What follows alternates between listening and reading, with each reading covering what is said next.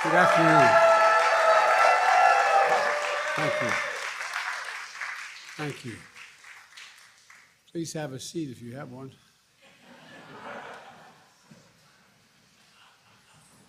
Good afternoon. Saturday, January 21st, 2023, Lunar New Year. A time to enjoy. A ballroom dance studio, a place of happiness, friendship, and belonging. People across backgrounds and generations celebrating their cultural roots and bonding through ballroom song and dance. Place of refuge where immigrants have lived for years. Supported new immigrants who just arrived, becoming not just friends, but family. But as we all saw, a day of festivity and light turned into a day of fear and darkness. A holiday of hope and possibilities marked by horror and pain. Vibrant dances, music replaced by vigils and memorials. 11 souls taken, 9 injured. Private mourning made public. That sense of safety shattered. Survivors will always carry the physical and emotional scars. Families left behind who will never be the same. One of the worst mass shootings in California history. A tragedy that has pierced the soul of this nation here in Monterey Park, the San Gabriel Valley, the heart of the Asian American community. My dear friend Judy Chu, former mayor of Monterey Park, your Congresswoman and chair of Congressional Asian Pacific Caucus. Senator Alex Padilla, champion for this community, the entire state. My good friend Supervisor Hilda Solis and all elected officials, law enforcement, first responders, faith leaders, community members, all here today. You've shown up for this community, and I know you always will. To the families of victims who spend time, I get a chance to speak with today, and whom Vice President Harris spent time with a few weeks ago. I'm here on behalf of the American people to mourn with you, to pray with you, to let you know you are loved and not alone. Every case is different, but I know what it's like. I know what it's like to get that call. I know what it's like to be told. I know what it's like to lose a loved one so suddenly. It's like losing a piece of your soul. It's like a black hole in your chest you feel like you're being sucked into. Suffocating, hardly able to breathe.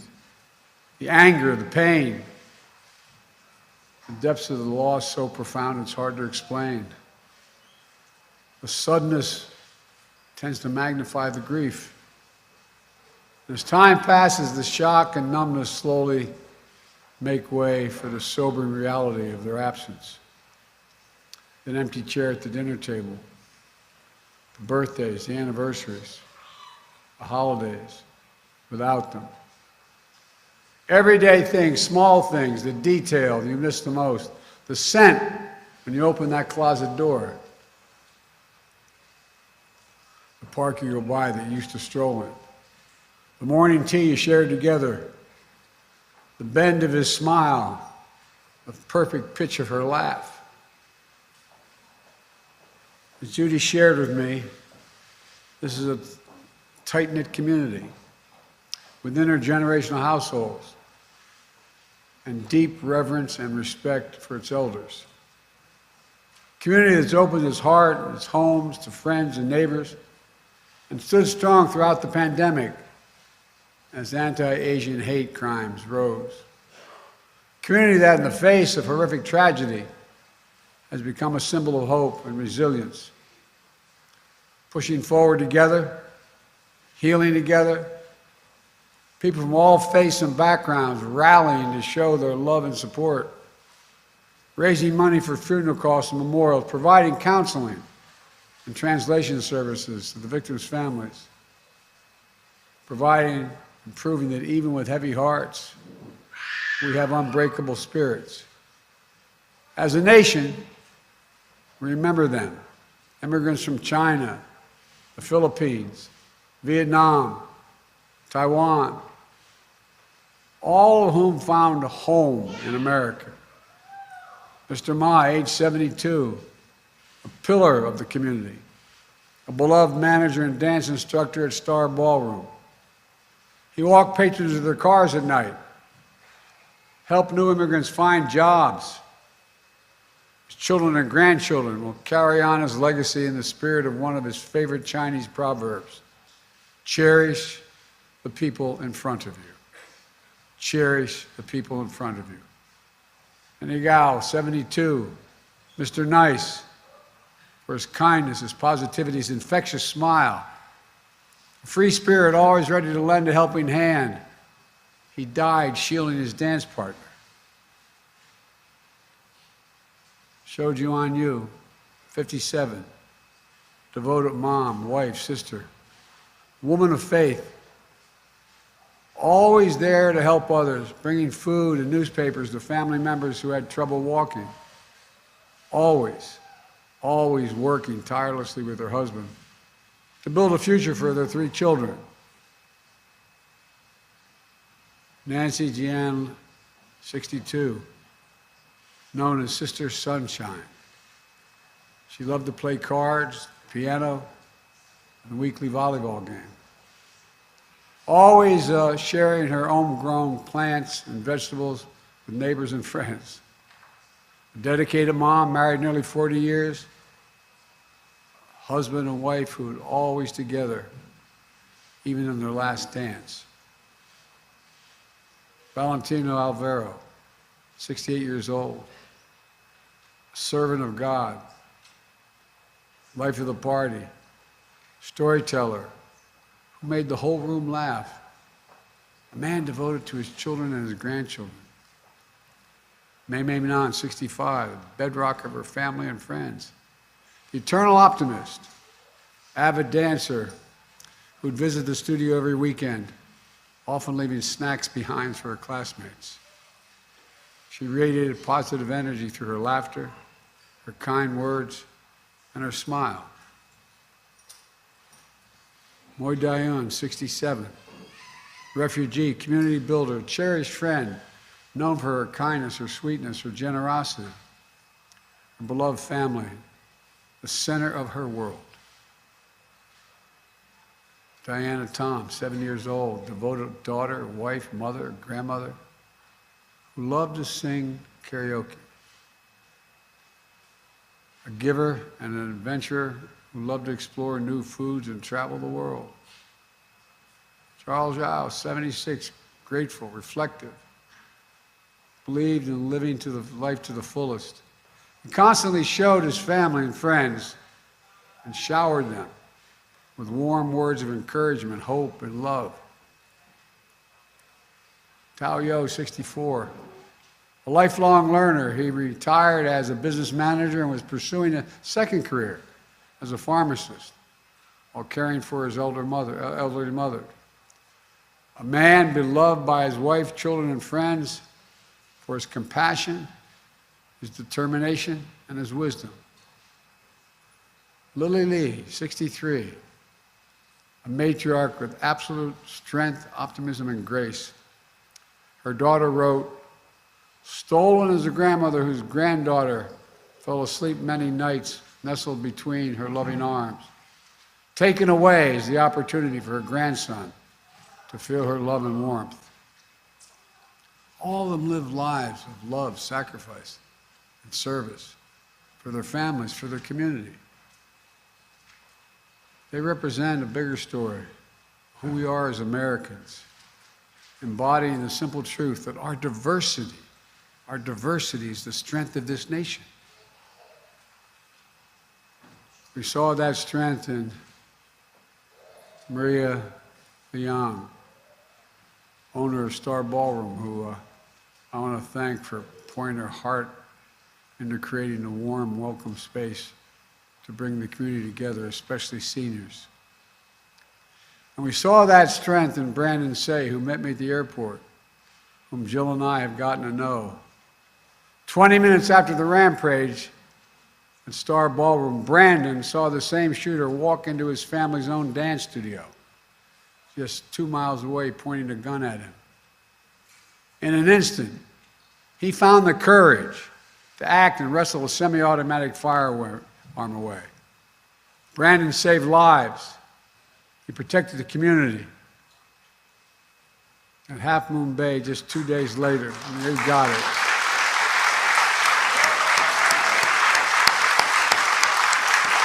Brandon, stand up.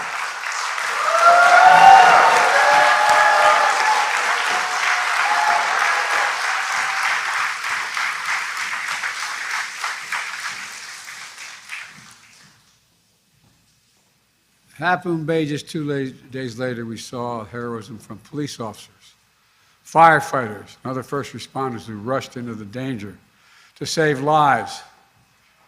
As many of you know, Jill and I invited Brandon as our guest at the State of the Union message because we wanted the country to know all of you, not just Brandon, all of you, the character of this community, the faith you have in this community, the pride. We see it in you across all of American life. Just this week, a film about resilience and power of the Asian American immigrant family made history at the Oscars.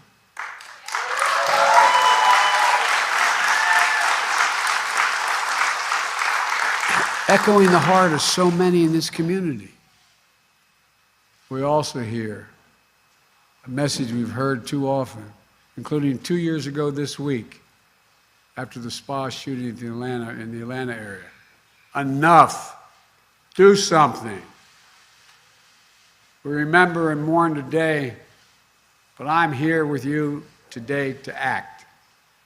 Last year, after the mass shooting in Buffalo, New York, and Uvalde, Texas, I signed into law, after being both places, a bipartisan Safer Communities Act, the most significant gun safety law in almost 30 years. That was in addition to me signing more executive actions to reduce gun violence than any of my predecessors at this point in the presidencies. Today, I'm announcing another executive order that will accelerate and intensify this work to save more lives more quickly. First, this executive order helps keep firearms out of dangerous hands, as I continue to call on Congress to require background checks for all firearm sales. And in the meantime, my executive order directs my Attorney General to take every lawful action possible to move us as close as we can to universal background checks without new legislation. It's just common sense to check whether someone is a felon, a domestic abuser, before they buy a gun. The executive order also expands public awareness campaigns about the red flag orders, laws, which my son, before he died, Attorney General in Delaware, was a great proponent of and instituted. So more parents, teachers, police officers, health providers, and counselors know how to flag for a court that someone is exhibiting violent tendencies, threatening classmates, or experiencing suicidal thoughts that make them a danger to themselves and others, and temporarily remove that person's access to firearms. And it promotes, this executive order, safe storage for firearms, something every responsible gun owner agrees with. Second thing it does, the executive order ramps up our efforts to hold the gun industry accountable. It's the only outfit you can't sue these days. It does that by calling out for an independent government study that analyzes and exposes how gun manufacturers aggressively market firearms to civilians, especially minors, including by using military imagery. And it directs the Attorney General to publicly release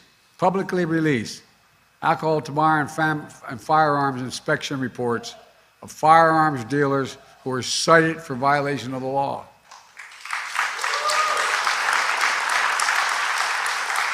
That way, policymakers can strengthen laws to crack down on those illegal gun dealers, and the public can avoid purchasing from them. Third, the executive order improves federal coordination to support victims, survivors, and their families and communities affected by mass shootings. The same way FEMA responds to your natural disaster in California and all around the nation, and it will help folks recover and build after folks recover and build after wildfires and superstorms and droughts. For example, we need to provide more mental health support and grief and trauma, and more financial assistance when a family loses the sole breadwinner or when a small business shuts down due to a lengthy shooting investigation. There's more in this executive order, but I'm not stopping there. Last week I laid out in my budget that we invest more in safer communities and expand access to mental health services for those affected by gun violence.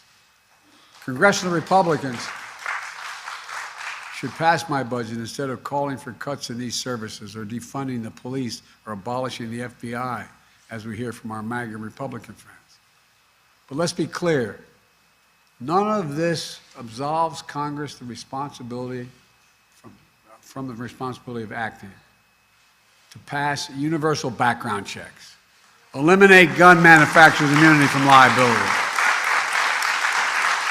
And I'm determined, once again, to ban assault weapons and high-capacity magazines.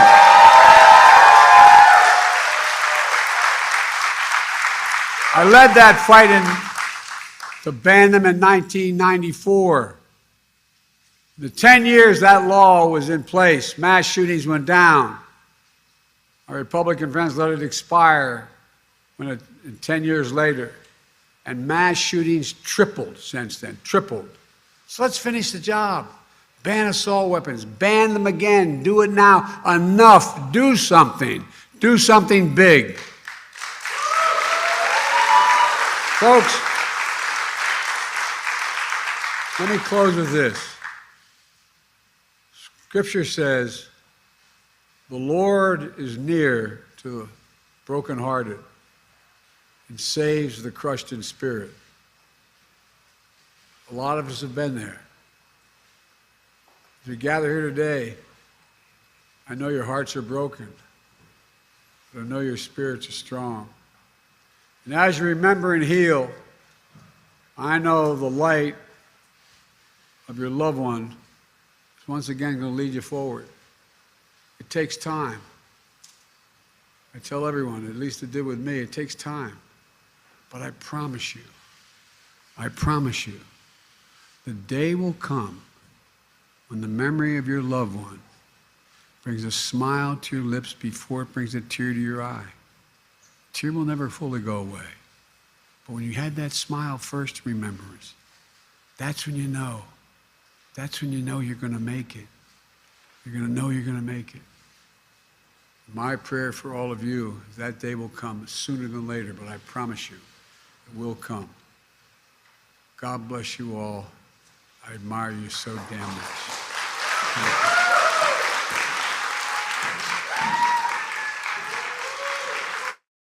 Freezing. Here is a special weather statement. Increased fire danger across the South Carolina Midlands in effect from noon Eastern Daylight Time today through 7 p.m. Eastern.